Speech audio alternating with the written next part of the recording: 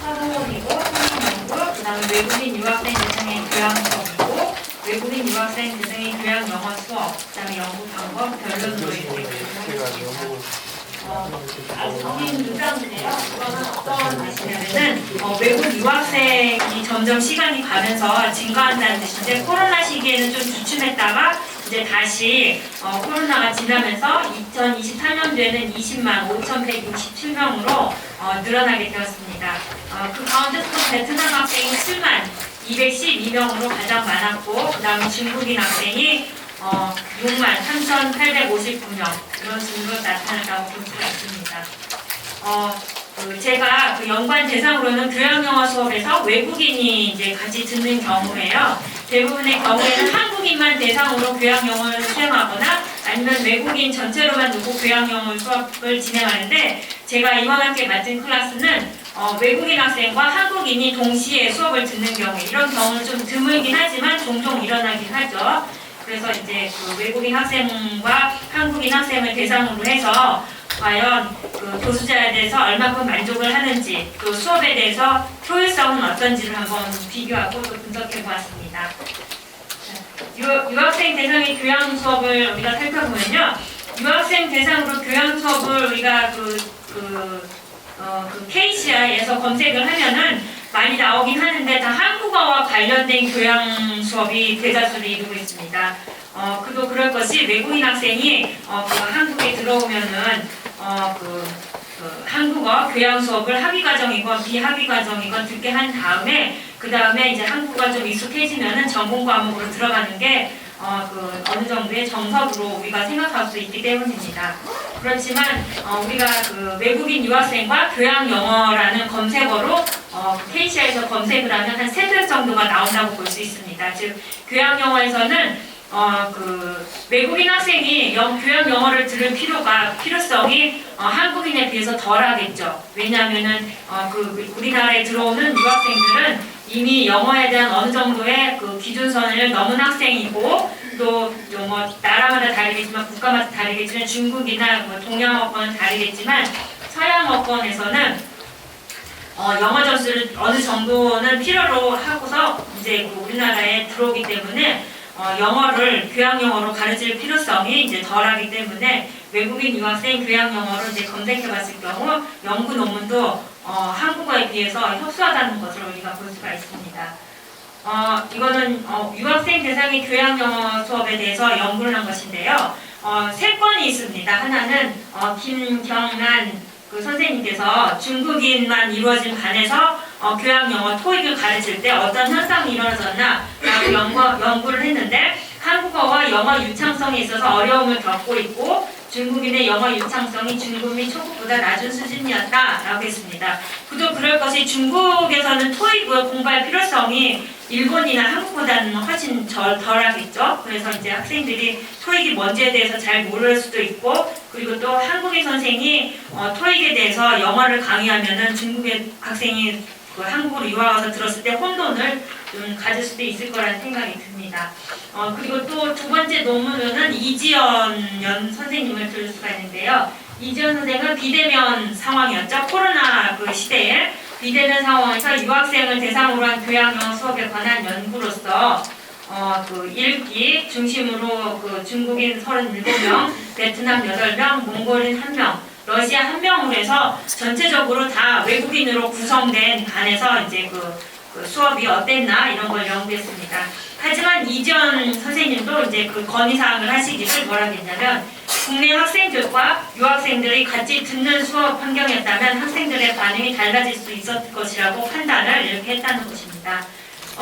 제가 호기심에서 이번 학기에 외국인 유학생과 한국인을 섞어서 이렇게 수업을 했는데 연구 논문에는 이렇게 교양 영어 수업으로서 혼합된 수업을 한 경우는 연구 논문으로서는 없어서 좀 추진해봤습니다. 연구 방법 및 대상으로서는 이건 좀 길게 설명이 되어 있는데 한마디로 말하면 제가 속한 우송대학교입니다. 우송대학교는 영어 특성화 학교로서 학생들에게 영어 교육을 강조하고 있는 학교 중에 하나인데요. 거기서 교양 영어 수업을 듣는데 이런 외국인 유학생이 들을 필요가 없는데 이제 듣고 싶다는 제 수업 한 번 듣고 이제 듣고 싶다라는 요청에 의해서 전공 필수 과목으로 8명이 듣게 되었습니다.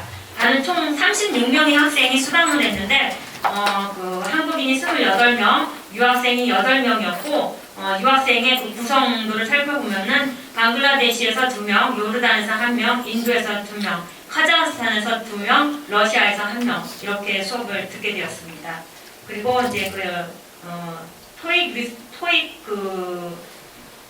토익 책으로 이제 했는데 리스닝 파트와 리딩 파트 모두를 대상으로 했고 그 학생들은 토익 책을 기준으로 했기 때문에 저 또한 학생들을 처음에 만났을 때 좀 당황스럽기도 했고 학생들도 토익으로 영어 공부를 배운다는 거에 대해서 좀 혼돈을 맞이하지 않았을까 하는 그런 짐작은 좀 했습니다.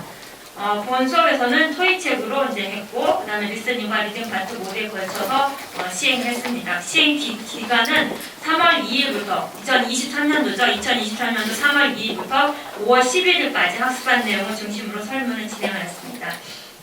수업 동안 이건 전체적인 교수자에 대한 수업 만족도입니다. 지금 여러분 측면에서 보면 왼편에 있는 거죠. 앞에 있는 그 도표가 한국인에 대한 도표이고 그 설문에 대한 도표이고 그 여러분 측면에서 오른편에 있는 측면이 그 외국인 유학생에 대한 전체적인 제 수업에 대한 만족도를 나타낸 것입니다. 파란색이 매우 만족 그리고 여러분 보시면 알겠지만 주황색이 만족, 보통인 회색, 그리고 노란색이 불만족, 매우 불만족. 제가 이렇게 강의를 잘합니다. 매우 불만족에 한 사람도 없습니다. 농담이고요. 지금 보면은 외국인 유학생이 만족도가 훨씬 높다라는 것을 파란색의 그 영향권으로 볼 수가 있죠. 그리고 만족도 면에서도 매우 만족과 그 다음에 만족을 합치면은 거의 비슷한 비율이라고 볼 수가 있지만 외국인 유학생이 훨씬 더 매우 만족도가 높다라는 걸 볼 수 있습니다. 그 다음에 교수자, 제가 즉 하는 수업에서 영어와 한국어를 혼용하는 것에 대해서 학습자들은 어떻게 만족하고 있는지를 봤을 때 외국인 유학생이 한국어로 들어올 때 영어를 어느 정도 습득하고 들어옴에도 불구하고 매우 만족도가 한국인보다 훨씬 높았습니다.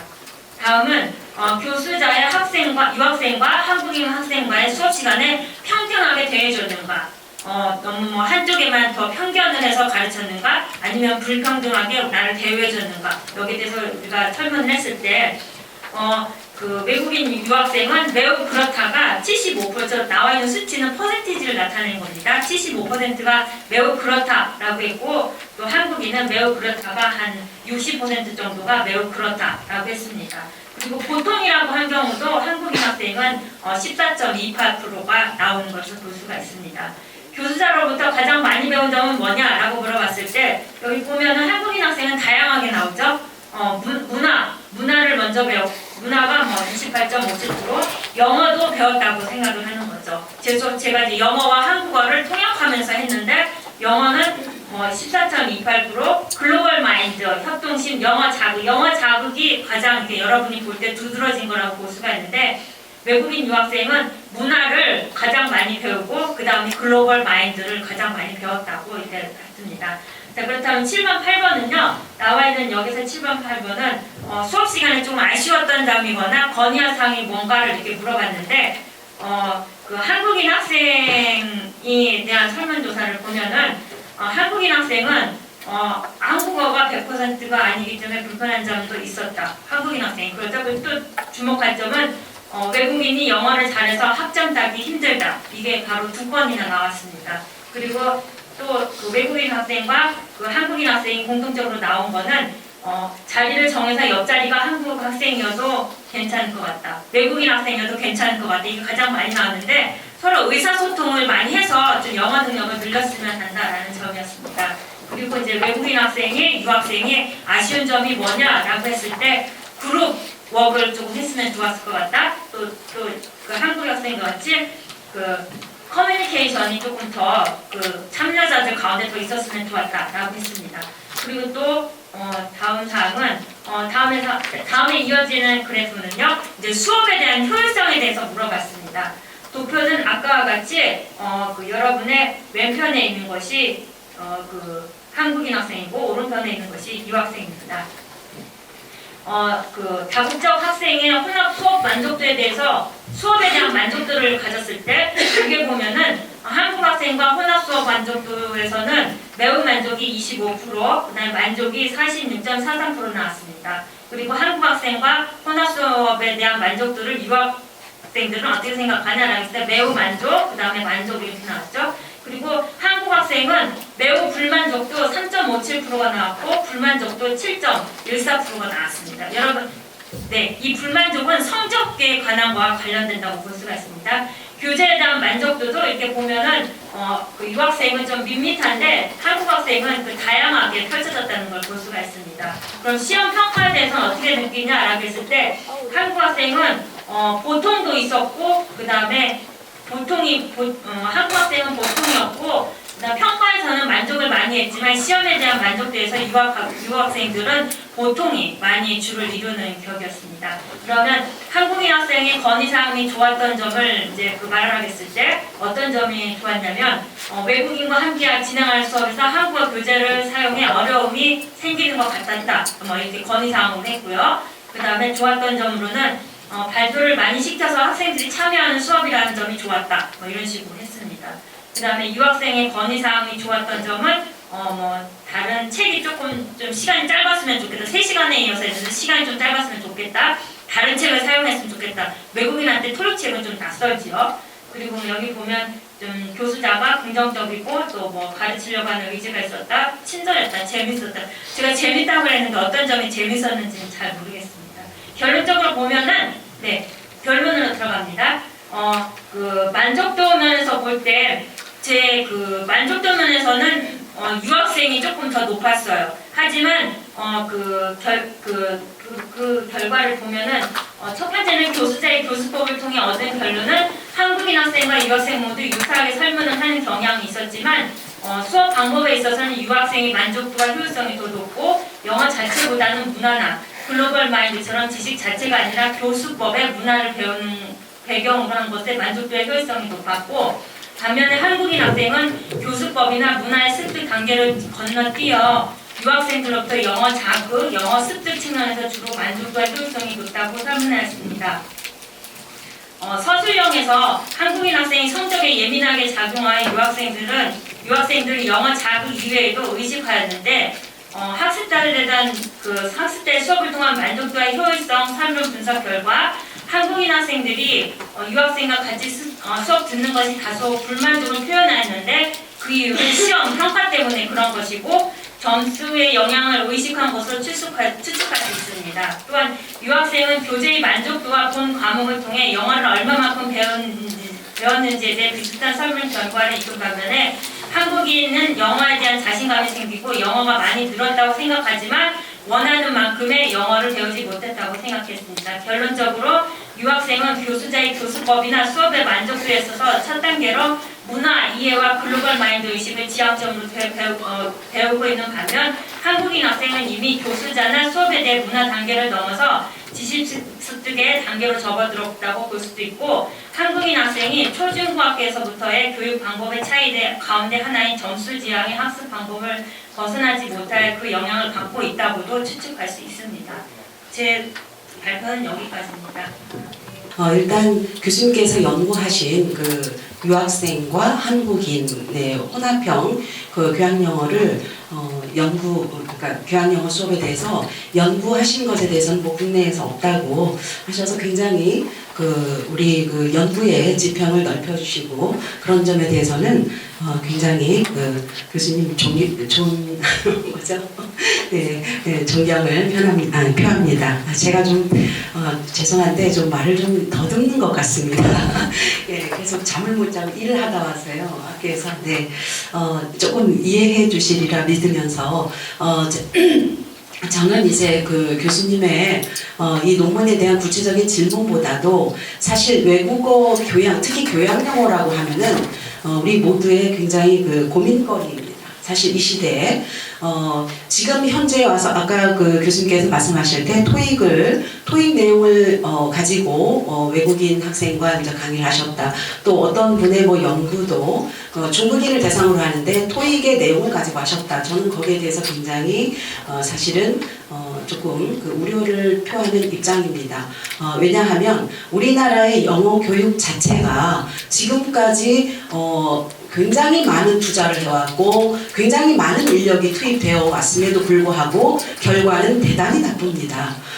특히 토익 점수를 고득점을 이렇게 얻은 학생마저도 취업 후에 사실은 직장에서 뒤에 가서 몰래 또 영어 회화를 배우기 위해서 이렇게 학원에 가고 그러지 않습니까? 그래서 사실 뭐 두 번째 뭐 연구는 읽기 중심의 뭐 리딩을 가지고 수업을 했다 뭐 이런 부분에 대해서는 약간 저는 어그리를 할 수 있지만 토익은 우리나라에서만 가르치는 참 독특한 방법이고요. 물론 어떤 그 취업의 관문을 뚫기 위해서 평가하기 위한 도구는 되지만 그 영어의 본질적인 문제를 해결할 수는 없다. 저는 그런데 억울해합니다. 특히 지금 굉장히 그 4차 산업혁명 시대에 첨단 기술의 시대에 우리는 특히 외국어를 담당하는 우리 교수들은 굉장히 그 첨단의 번역기들이 속출하고 있기 때문에 위기의식마저도 느끼고 있지만 다행히도 촘스키라는 학자가 굉장히 중요한 말을 해주고 있어서 아직까지는 버티고 있는 입장입니다만 첨단의 그 번역기가 인간의 어떤 최상위 3%의 번역가들을 뛰어넘을 수 없다. 여기에는 저도 찬성하고 싶지만 사실은 대세입니다. 사실 어떤 부분에 있어서는 여기 이제 외국인 교수님들 알 계시지만 어떤 번역기는 사실 외국 원어민보다도 더 번역을 잘하기도 합니다. 그래서 사실은 저는 교양영어 수업을 할 때 학생들에게 그냥 번역기를 사용하는 방법을 가르쳐 줍니다. 이제는 시대가 바뀌었고 이 아이들 자체가 엄마 뱃속에서 태어날 때부터 어쩌면 그 태중에 컴퓨터 자판기라든가 휴대전화를 가지고 있었을 수도 있는 디지털 네이티브입니다. 그런 아이들에게 우리가 강의실에서 공학영어를 가르친다든가 토익을 가르친다든가 이거 조금 고민해 봐야 할 문제라고 생각을 합니다. 저 같은 경우도 이를테면 일론 머스크가 그 세면기를 들고 트위터 본사에 들어갈 때 뭐 싱크인을 외치죠. 그래서 검색을 시켜서 싱크인을 실제로 이렇게 익히도록 하는 저는 그런 방법을 사용하고 있는데 실제적으로 실용영어라고 하는 그 개념 자체가 취업을 위한 영어가 아니라 이 시대에 맞는 영어를 그 아이들의 수준에 맞게 또 아이들이 요구하는 것에 맞추어서 가르치는 것이 실용영어라고 저는 개인적으로 생각을 합니다. 그렇기 때문에 뭐 학생들에게 일단 그 사실 그 외국인을 대상으로 우리가 지금 교양영어를 가르쳤다고 하는데 지금 다음 발표 그 제목이 이거잖아요. 유학생 대상의 취업 지원 비교과 프로그램. 심지어는 그 유학생들을 이렇게 받아들여서 취업까지 우리가 책임지려 하는 이런 시대에 처해 있습니다. 그렇다면 어학이라고 하는 것은 단순히 사실은 툴입니다. 의사소통을 하기 위한 툴인데 그냥 의사소통의 툴만 가르쳐서 이렇게 역량 있는 비교과 프로그램을 이렇게 수행해내고 또 취업을 해서 어떤 사회에 기여할 수 있는 학생이 인재가 될 수 있는 것인가에 대해서는 우리 모두의 고민거리라는 생각을 저는 합니다. 그래서 그 의사소통의 툴을 넘어서 어떤 메시지가 있는 내용을 우리가 가르치는 것으로 고민해야 되지 않나. 제가 사실 여러분들에게 리던더블한 이야기를 지금 하고 있는지는 모르겠으나 사실 이 교양영어는 어떤 특정 분야의 연구자의 그 바운더리를 넘어서 우리 모두의 고민이라는 생각을 합니다. 실제로 링컨의 게티스버그 연설이나 이런 것들은 굉장히 그 문장이 화려하고 수려하고 명문의 문장을 연설하지만 실제로 우리들이 원하는 것은 그 스티브 잡스가 하는 간단하고 명료한 의사소통을 하는 스킬을 가르치는 것, 메시지가 있는 스킬을 가르치는 것이 대단히 중요하다고 생각합니다. 그냥 영어에 대해서 굉장히 obsess 돼가지고 수업 시간에 그냥 자기의 역량을 발표하지 못하고 이를테면 우리가 기업에 갔을 때 영어가 좀 서툴지만은 협상을 해내는 그런 학생을 길러야 하는데 영어를 위한 영어를 자꾸 강조하다 보면은 영어 때문에 본인이 가지고 있는 그 잠재 능력마저도 발휘하지 못하게 될까봐 저는 거기에 대한 걱정을 굉장히 많이 하고 있습니다.